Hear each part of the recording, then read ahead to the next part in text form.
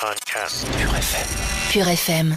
Pure FM. Connexion. Et Leslie et ses camarades, elles le sont toujours, amis, et j'espère qu'elles le seront toujours après 6 à 8 mois dans l'eau. Bien le bonjour Leslie. Bonjour. Comment ça va? Ça va et vous? Ça va très bien, je te remercie.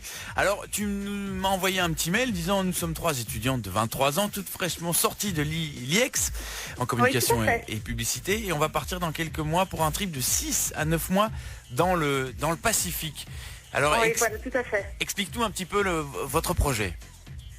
Alors, en fait, donc on est 3 copines, comme vous l'avez dit, donc fraîchement diplômées. Et voilà, on avait toujours eu en tête de partir, chacun de notre côté. Et puis on s'est dit, pourquoi pas faire ce projet ensemble, mettre vraiment quelque chose sur pied toutes les 3. C'est plus rassurant de partir aussi à plusieurs. Ouais. Et donc voilà, le projet s'est créé petit à petit.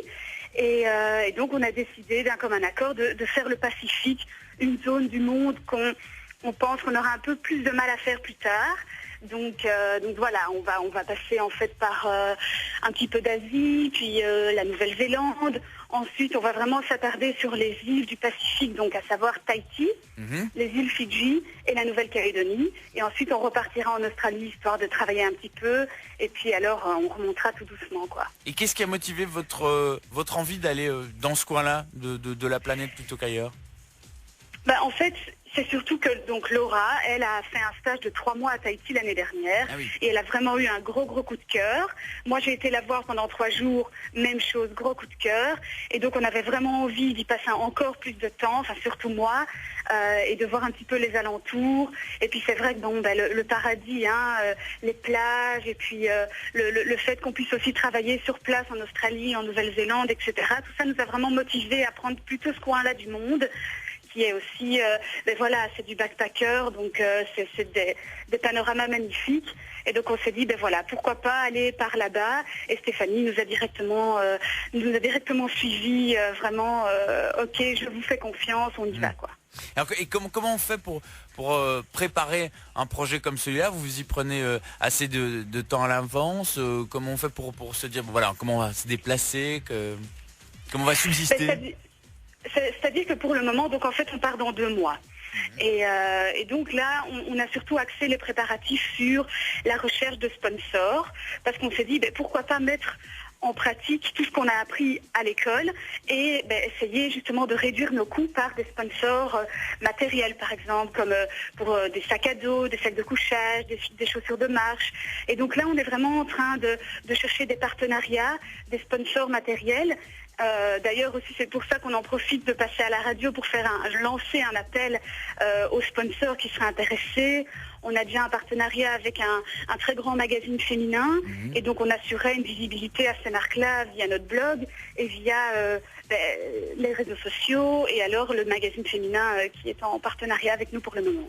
Votre blog d'ailleurs, on va le mettre sur la page Facebook de l'émission, comme ça s'il y a des sponsors intéressés ou tout simplement les auditeurs qui ont envie de vous suivre, de voir comment ça va se passer. Tout à fait, on serait vraiment ravis de faire profiter tous les auditeurs de notre voyage, si on proposait des comptes rendus et vraiment que tout le monde puisse nous suivre pas à pas dans notre aventure.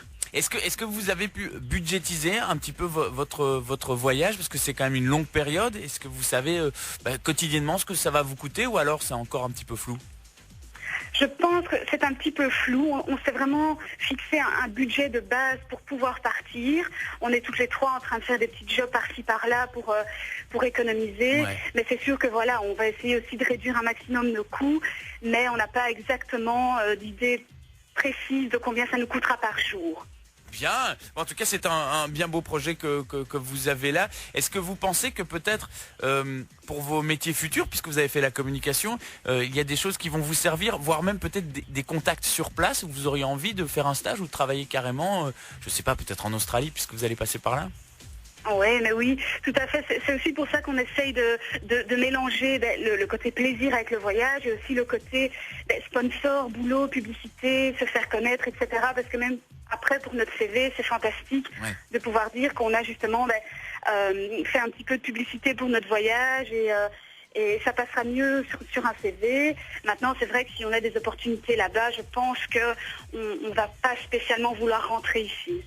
Très bien, bah voilà qui est noté, et on va, je le rappelle, glisser votre blog sur la page Facebook de l'émission, comme ça. Si vous qui nous écoutez, bah vous avez une société, vous avez envie de faire un petit peu de pub, vous dites bon, pourquoi pas soutenir ces 3 jeunes filles qui vont partir 6 à 9 mois dans le Pacifique. Ah bah voilà, l'appel est donc lancé. Merci beaucoup Leslie. Mais de rien, merci à vous. Eh ben on essaiera de vous avoir au téléphone peut-être un petit peu avant votre départ, quelques jours avant, et puis Bien sûr, tout à fait. vous suivre au fur et à mesure comme on le fait avec d'autres auditeurs qui sont en train de faire une partie du monde ou carrément le tour du monde à pied, à vélo. Ah, super. Voilà. Merci beaucoup Leslie. Oui. Passez une Merci très à bonne vous. journée. Pareillement. À bientôt. Au revoir. Ciao. 9h midi. Pure FM Connexion. Pure FM. Vous écoutez Pure FM. www.purefm.be. Pure FM.